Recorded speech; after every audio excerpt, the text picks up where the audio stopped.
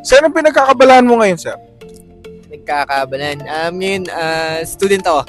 At ito nga, second year college student. And ito, nag-real estate ako ngayon. Kumbaga, ginagawa akong sideline ko to. Okay. So, possible pala na bilang isang estudyante, pwede kang isang maging real estate agent. Wala namang problema talaga, di ba, kung kaya mo naman i-juggle yung between side hustle and your studies. Ngayon, ano ba nagustuhan mo dito sa City Favor Realty natin? Unang-una talaga yung training. Grabe yung training talagang on hands, hindi lang sa real estate mo may apply yung mga trainings mo.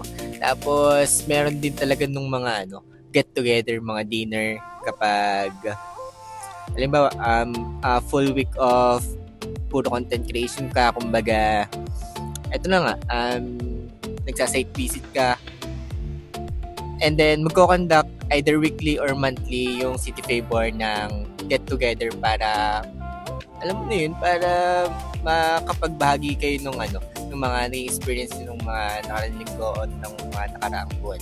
Tapos, yun na nga, after that, syempre, is coaching with aming dating artista or boss si Sir James. So, and which is sobrang nagiging fulfilling talaga so far.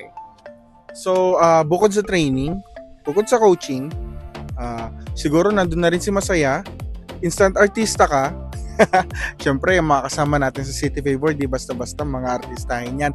At saka, bukod sa mga perks, katulad ng mga incentives natin, at saka yung mga travel incentives natin dito sa City Favor Realty, talaga naman mag-e-enjoy ka na, may matututunan ka pa.